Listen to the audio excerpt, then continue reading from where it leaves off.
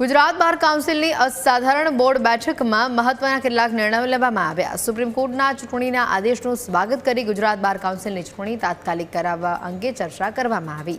Bar council of ઇન્ડિયાએ જણાવ્યું કે નિયમો મુજબ ચૂંટણી ઝડપથી થાય તેના માટે અમે તૈયાર છીએ। વકીલોના મતાધિકારનું રક્ષણ કરવા 17મીએ સુપ્રીમ કોર્ટમાં રજૂઆત થશે, જેથી કોઈ વકીલનો મતાધિકાર રોકાય નહીં। બીસીઆઈ દ્વારા નક્કી કરાયેલી 1,25,000ની ફી અંગે પુનર્વિચાર કરવાનો પણ બેઠકમાં ઠરાવ પસાર થયો।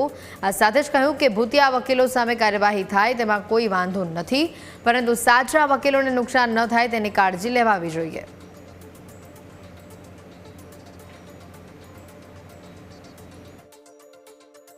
બાર કાઉન્સિલ ઓફ ગુજરાતની ચૂંટણી એના નિયમ મુજબ તાત્કાલિક કરવામાં આવે, અમે એના માટે સજ્જ છીએ।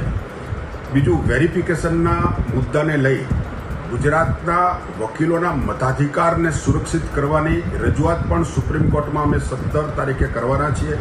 સમગ્ર ગુજરાતના વકીલોના મતાધિકારને કોઈ રોકી ના શકે એવો મત પણ આ બોર્ડની અંદર